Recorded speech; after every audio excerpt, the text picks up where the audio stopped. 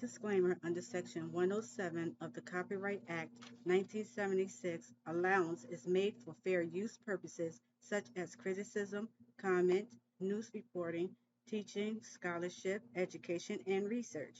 Fair use as a use permitted it by the copyright statute that might otherwise be infringing. Hello everybody and welcome to my channel. I am Afro Goddess, and do me a favor as you enter the room to please hit that thumbs up button for me today. I really appreciate it. Today's video is gonna be about why did Starbucks become so popular. I don't drink Starbucks.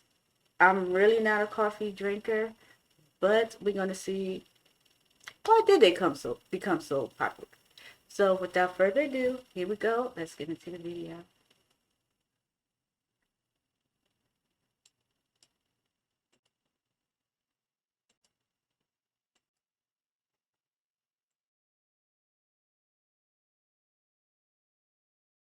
For every single one of us, there are a handful of defining moments in your life. For Howard Schultz, the mastermind behind Starbucks' empire, one of those moments came at just 7 years old. His father had just been fired from his delivery job after falling on ice and breaking his hip and ankle. The family had no medical insurance, no savings, and in that moment, no hope.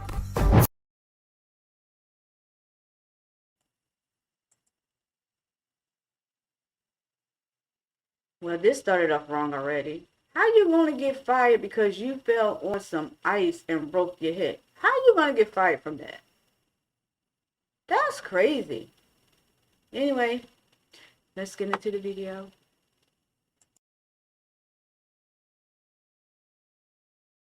Flash forward to today, and Howard Schultz is a multi-billionaire and is responsible not just for transforming the coffee industry, but several other industries most people might not realize. But to understand how a simple coffee store can become a global empire, we need to look at the 4 stages of Starbucks. And it all begins way back in the 60s.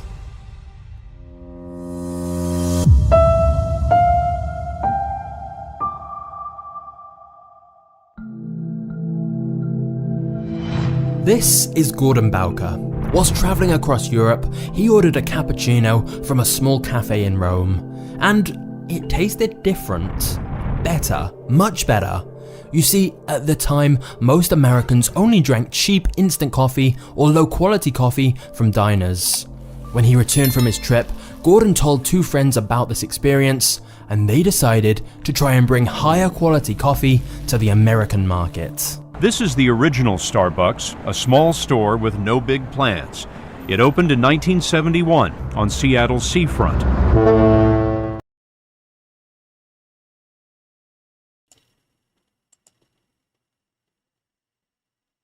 So I'm gonna guess early on this one. So one of the reasons that I gather is that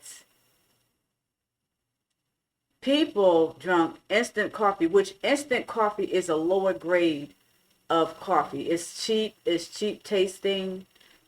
So when he came up with this coffee tasted completely different. I guess it had more of a richer taste to it.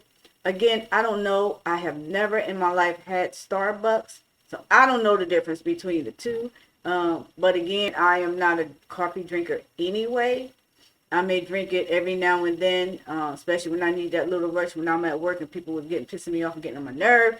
But other than that, I really don't know the difference between Starbucks and regular cheap coffee. So there's not much I can say about that when it comes to the taste. But so I don't know. That's just my take on it so far. But let's go. Let's see what else is going on here. Back to the video, y'all.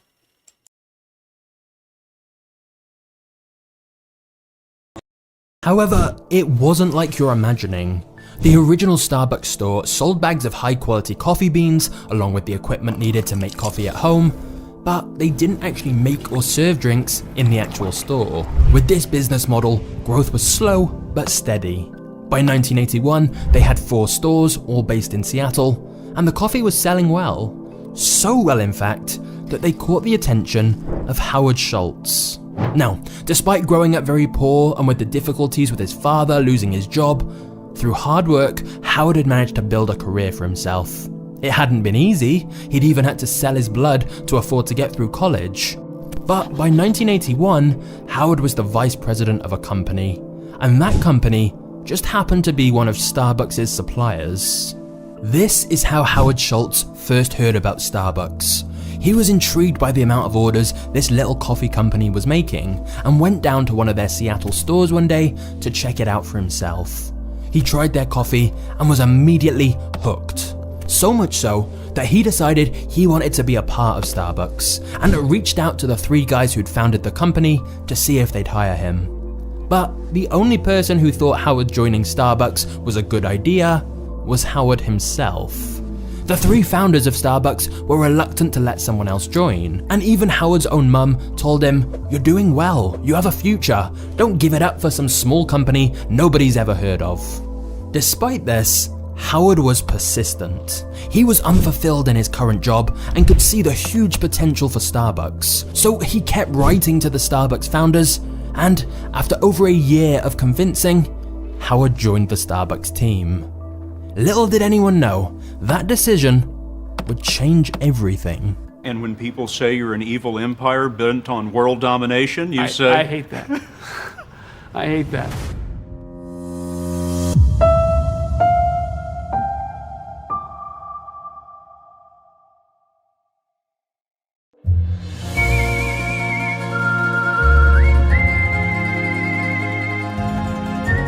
Now it was Howard's turn to visit Italy, and very similarly to Gordon, the original Starbucks founder, he loved the way the Italians did things. But whereas Gordon had loved the taste of the coffee and the way it was brewed, Howard fell in love with something different: the experience. During his trip, Howard noticed in Italy that with many coffee shops, the staff seemed to know the customers and called them by name when their drink was ready. He also noticed that people would go to these coffee shops not just to grab a quick drink, but to relax, to chat to people, some even to get work done. For example, someone ordered a cafe latte, and when he tried the drink for himself, he thought, "No one in America knows about this. I've got to take it back with me." And I was captured emotionally by the Italian coffee bar, the sense of community, the third place between home and work, and I raced back to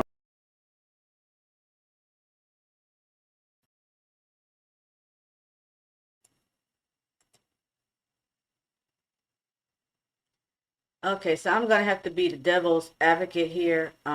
So he visited Italy. He's seen how they make the what is that, cappuccino or something like that. And he took that idea back to America. So to us, wouldn't that be like copying somebody else's brand or stealing somebody else's brand? That's what we would call it today. I'm just saying. So technically, really, he stole someone else's idea and he made it his. He brought it back to America, and I don't know what else. Let me see what else he did to it, you know. So that's just my thing. I think that we would see it as stealing or copying, but who am I? I'm not for goddess. That's who I am. But anyways, okay. So let's get back into the video.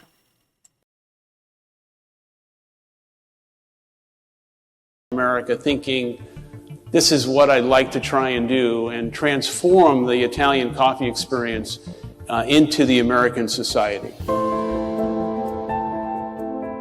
That trip to Italy was a revelation for Howard. He later wrote in his memoirs that originally Starbucks had sold great coffee beans, but they didn't sell it by the cup. They treated coffee as produce, something to be bagged and sent home with the groceries. But to Howard, he felt they were missing the heart and soul of what coffee was really about.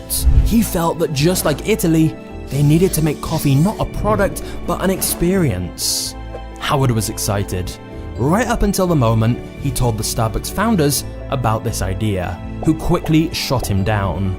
They argued Starbucks was a retailer, not a restaurant or bar, and they couldn't just completely switch up their business model and start making drinks in the actual store. They felt things were going quite well as they were, so why risk all that to try and become a cafe? Howard became increasingly depressed. Eventually, he realized that his vision of bringing the full coffee experience to America just wasn't going to happen with Starbucks. And so in 1985, Howard left Starbucks to start his own company, Il Giornale, the Italian word for newspaper. He wanted the high quality coffee of Starbucks, but with the atmosphere of the Italian cafes he loved. Once again, pretty much everyone told him it was a bad idea and a stupid move to leave a promising company like Starbucks. Over the next year, Howard spoke to 242 people about his idea, and 217 said no. The most common problem with his idea that he heard was that Americans would never spend that much money on coffee. Howard's business plan revolved around him selling coffee at $3 per cup. And at this time, coffee generally sold for around 50 cents per cup. You want people to pay 6 times more just for the experience? Yeah, right. If I came to you in 1987 and I said to you, I want to build a company with Italian saying words that no one could pronounce for $3 a cup of coffee, would you invest? Absolutely not. Okay. But if there's one thing you should have picked up on by now, it's that Howard Schultz is a very persistent man. And after speaking with hundreds of investors, he finally raised enough capital to launch his own Italian-style coffee shop. But hold up a second, I thought this was meant to be the story of Starbucks. What's going on here? Well, you see, within 2 years of Howard starting his own coffee shop, the Starbucks founders decided they wanted to sell up. And because they were still on great terms with Howard, they told him if he could get the money together, he could buy Starbucks. I was thrilled, and the purchase price was $3.8 million for 6 stores, but I had no money, nothing. So, Howard once again set out on a mission to raise money from investors. Of course, after trying to raise money for his own coffee shop, he had a lot of investor contacts, and he went to all of them to tell them about this opportunity with Starbucks. And then, disaster strikes. One of those investors liked the idea of buying Starbucks so much that he tried to cut Howard out of the deal completely and told the Starbucks owners he'd buy it from them directly.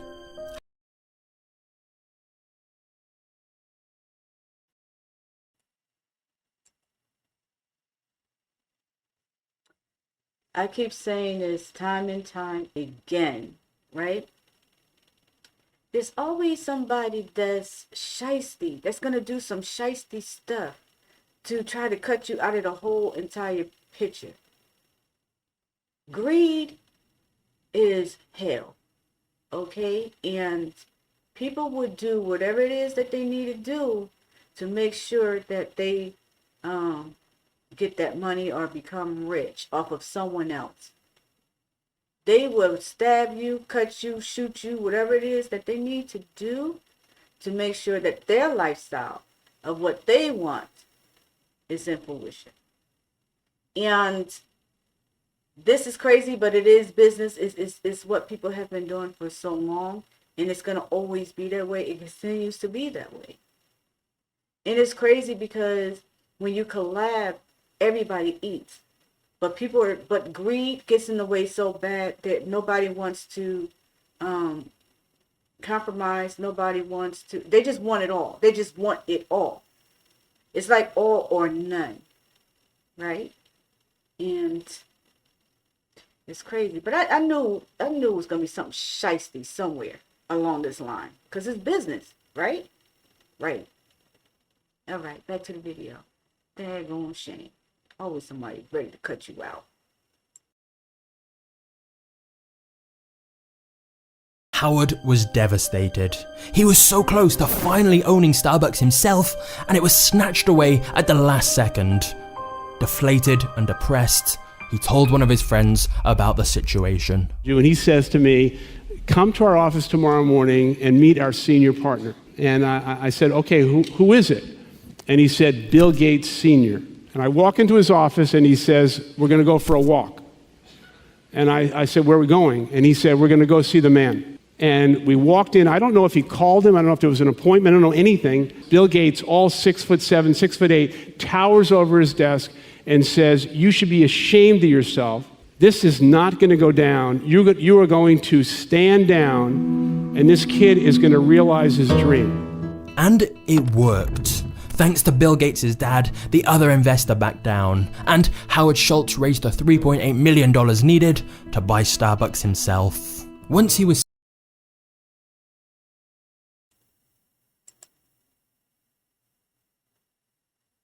Well, Dad, Bill Gates is all over the place.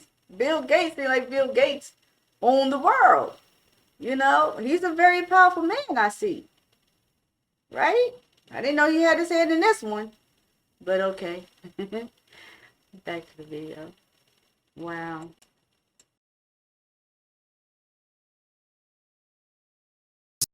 CEO, Howard immediately transformed Starbucks from being just a shop to buy coffee beans to a place where they actually made and served you the drinks in store. He also rebranded his Il Giornale cafes as Starbucks stores, so everything was united under one name. Finally, Howard's vision of bringing the Italian coffee shop experience to America was a reality.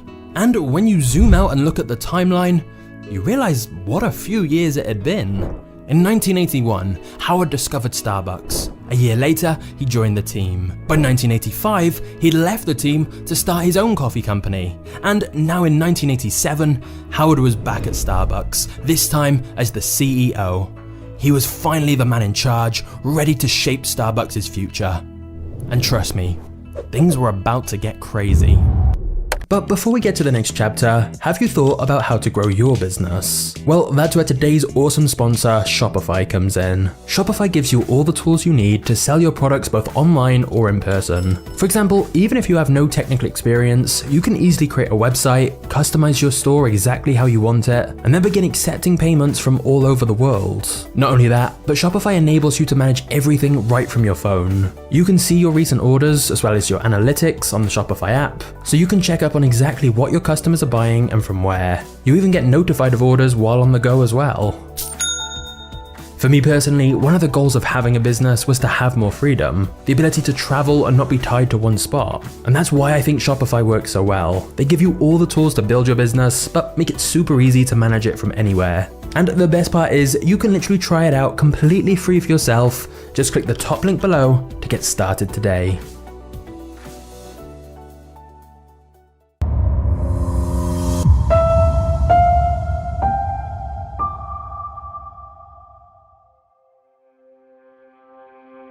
Howard's strategy as CEO could be described as aggressive expansion. When he took over in 1987, they had 17 stores. But now Howard had found a business model that worked, and he had the backing of investors. It was easy to keep replicating it. Starbucks began rapidly opening more and more stores, everywhere. And not just in the US, Howard wanted to take Starbucks global, and by 1998, Starbucks had opened stores in Japan, the Philippines, the UK, and more. In fact, in the year 2000, Howard stepped down as CEO to focus specifically on global domination. We're opening 5 new stores a day. That's a new store every 5 hours, 24/7. Yeah. At its peak, over 7 new Starbucks stores were opened every day. And by 2008, Starbucks had almost 17,000 stores worldwide. With Howard leading things, they'd grown the store number by almost 10,000%. Starbucks was seemingly everywhere. One day, every house in America will have their own private plumbing to Starbucks. Can I help you? I'd like to get my ear pierced. Well, better make it quick, kiddo. In 5 minutes, this place is becoming a Starbucks. Who would have believed that Americans would line up by the millions to pay $4 for a cup of coffee? However, when the financial crisis hit, that rapid growth came to a sharp halt. Starbucks' stock price dropped 50% as consumers ditched their expensive coffee habits. But honestly, the financial crisis was far from Starbucks' only problem. That rapid expansion over the last 2 decades had been covering a sinister problem bubbling under the surface. The growth and success of the company in many ways covered up mistakes. In a company email that got leaked to the public, Howard identified several issues with the company, including customer dissatisfaction. He mentioned that the quick expansion had led to a watering down of the Starbucks experience. Basically, Starbucks was in a bad state. And the company found itself in tremendous financial trouble. In less than a year, the people didn't realize it, of facing insolvency. So, Starbucks decided to reappoint Howard as CEO. He'd spent so many years focused on expansion, and now his strategy was to stop expansion completely. Instead, he wanted to restore Starbucks to its founding principles. He wanted to make the stores an experience again. Unlike most consumer brands, the brand was really built by the experience. So, firstly, he removed automatic espresso machines. They made the service faster, but removed the romance and theatre of watching a barista craft a coffee. He also brought back things like the in-house grinding of coffee beans, which gave the stores that coffee aroma. A lot of the decisions he made didn't make a lot of business sense on the surface, but again, it was all about focusing on the user experience.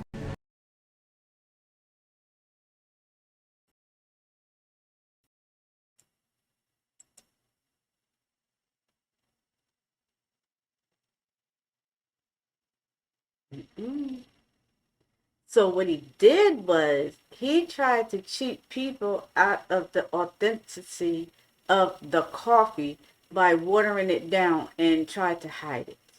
And he failed. I don't know how many times I have said, stop tampering with the original. Leave it where it is. Just come up with a better strategy or whatever if you feel as if you're losing money. But again, to me, it's just about greed. You think by changing stuff it's making it better, but it isn't. You will lose your clients or customers. You will start to lose them once you start tampering with stuff. Leave it alone. Keep things authentic. Keep it original.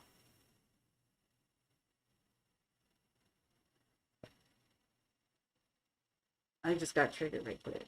Anyway, back to the video.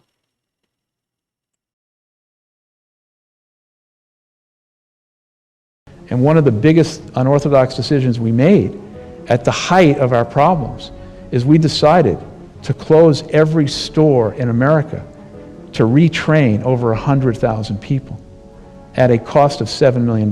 Many were shocked by this, and it generated a lot of media headlines and discussion. But Howard felt it was vital to retrain baristas how to perfectly craft their signature drinks. And in a weird way, the decision was actually good marketing. It helped announce to the world Starbucks was returning to its roots and focusing on quality. And it worked. Company growth rocketed up by 143% in 2009. And it's no secret that Starbucks have now continued to thrive and expand again.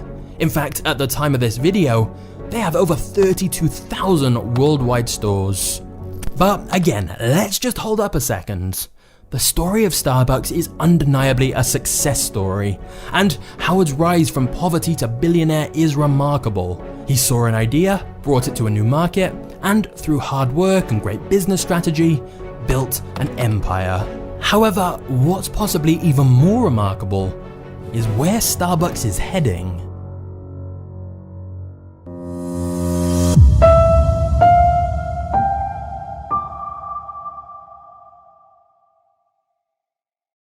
I have a question for you. What business is Starbucks actually in? If you just said coffee, I'd say that's debatable. If you've ever seen the movie The Founder, you may be familiar with this scene. You're not in the burger business. You're in the real estate business. And with Starbucks, it's kinda similar. There are several different industries they're arguably competing in, which can tell us a lot about the future of Starbucks. Firstly, in real estate, there is something called the Frappuccino effect, which refers to where there's a significant increase in nearby property value because a new Starbucks opens nearby. Seriously, according to Quartz, the average American home rose in value 65% between 1997 and 2014. whereas the average home within a quarter mile of a Starbucks rose in value by 96%. And whilst there's a number of reasons for this,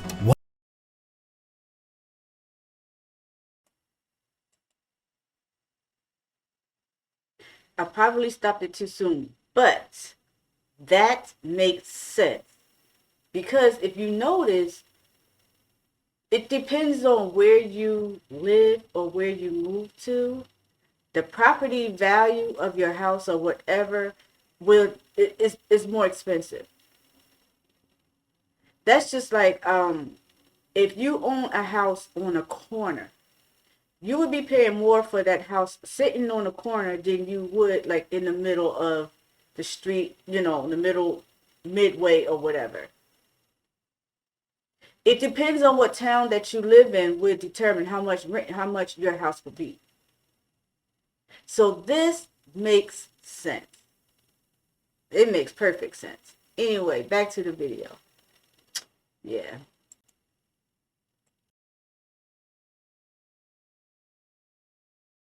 one is that Starbucks has had great ability to select up-and-coming neighborhoods for their stores. They managed to buy the location before the neighborhood prices shoot up. In fact, Starbucks has a team dedicated to selecting new locations for stores based on a wide range of demographic and property data. And this analytical approach has helped Starbucks consistently find profitable locations. But this is also a self-fulfilling prophecy, because Starbucks moving to a neighborhood in itself encourages other restaurants and bars to pop up in the same area, thus making it busier and more popular. In other words, a huge key to Starbucks' success comes from their location choices and ability to gentrify an area and increase its perceived value. Of course, a lot of people hate this and think Starbucks are responsible for homogenizing cities, making every town look the same, and ripping out the culture, tradition, and soul of a place. They've even had protests and riots against them on many occasions. There is a bit of a Starbucks blowback. Sure. Rolling into town, crushing the life out of the mom and pop coffee shop. Yeah. But that hasn't stopped Starbucks, and this will likely continue to be an important part of their future. There is already a Starbucks in pretty much every affluent area you can think of, but they'll be looking to further expand into new locations they haven't yet reached. However, there is also a second industry Starbucks is in that's rarely talked about, that can perhaps reveal even more about why Starbucks has been successful and why they will continue to thrive. And whilst I've seen this idea presented in a couple of places, one of the best explanations came from a video by Polymatter titled "Why Starbucks is Actually a Bank." You see, instead of paying with cash or card, customers can add money to their Starbucks account on the Starbucks app and use that to pay. Doing this gives you more reward points so you can redeem more free drinks. Now, Starbucks is the most popular restaurant rewards app there is, and because of its size and loyalty, people aren't afraid to keep money in the app. In fact, there's an estimated $1.5 billion right now in people's Starbucks balances, which is more than 85% of US banks. Of course, that money will eventually be used to buy coffee, but in the meantime, it provides Starbucks with an interest-free loan. Now, here's where it gets crazier. A normal bank storing people's money has to keep a huge amount of cash on hand in case of withdrawals. But since Starbucks' money can't be withdrawn from the app, they don't have to do that, meaning they can heavily invest in growth in a way other companies can't, because they literally have billions from customers just sitting in their accounts that Starbucks can spend to grow and expand their business. Starbucks now gets 26% of its revenue from products other than beverages. And of that 74% that is from beverages, a huge chunk is from drinks other than coffee. So, as you can see, the reason Starbucks has done so well since Howard took over is that the original founders were focused on the wrong thing. They were focused on the coffee, and the success of Starbucks and its future plans are not just about coffee at all. From the moment Howard Schultz became CEO the first time around, the real product Starbucks sold was the experience. Starbucks have even started trialing their reserve roasteries, massive 20,000 square foot malls designed to be tourist attractions where baristas experiment with different brewing methods and crafting new innovative drinks. So, if you've ever wondered why Starbucks became a coffee behemoth, whilst coffee shops with even nicer tasting coffee didn't succeed, the answer is simple: it was never really about the coffee.